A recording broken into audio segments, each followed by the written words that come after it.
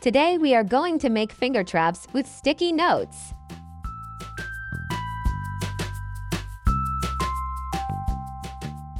Let's get started.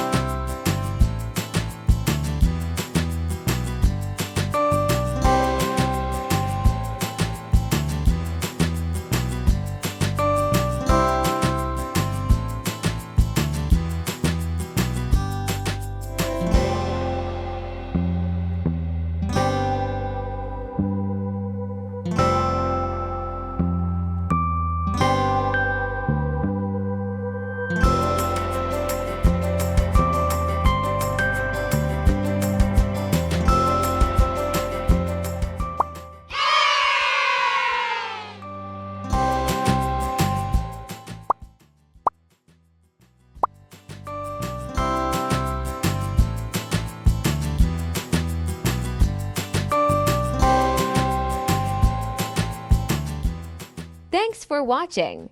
Like and subscribe for more videos.